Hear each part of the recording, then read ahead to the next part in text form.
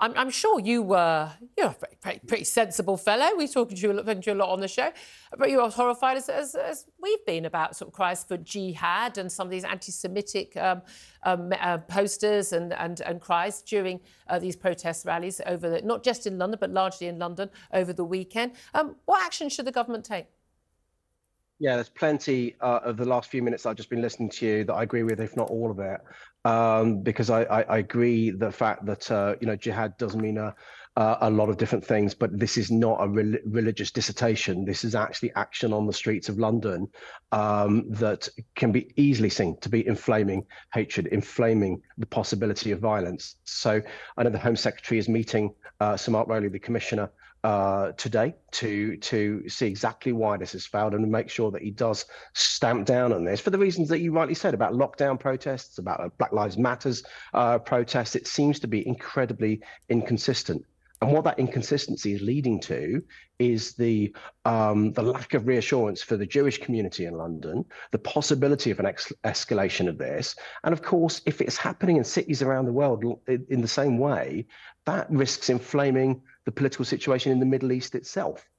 Yeah, and there are real concerns about what is going on there, and big concerns about this moving from country to country. We've already seen people, a teacher stabbed to death in France. We've seen people shot in Brussels. There are real concerns about safety on the streets for just anybody in this country, but particularly for Jewish people, the Jewish community. There was a staging of a vigil yesterday about bringing the Israeli hostages home, a very peaceful vigil. We didn't see any signs of anything like this.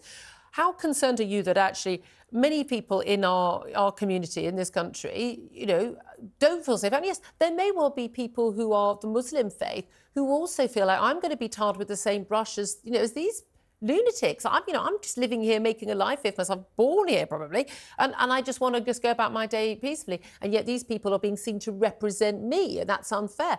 How do we calm everything down? Well, those pictures that you were just showing a second ago were literally, I'm sitting 2 windows away from those scenes themselves as I speak. This is right at the heart of Whitehall. There's a lot of people in there. You had the Golders Green protest cancelled as a result of police concern about safety. When they had the silent vigil yesterday in Trafalgar Square with the Jewish community getting together to have that vigil for their loved ones, there were people trying to burst in. It's just seen as inconsistent. But I think what we've got to do is a lot of those 100,000 people, they're saying, from the river to the sea, they're coming up with these chants. They probably haven't got a clue what it actually means. The reason that you actually said, that's the call for effectively a genocidal call from the destruction of Israel. They are basically, some people are jumping on a bandwagon. And that is what helps to fuel the hatred, because you always have people in the middle that seek to agitate in any of these protests, the lockdown protests, Black Lives Matters, and now this one. The question is whether or not we actually do have control of our streets. We've had numerous terror attacks over the years.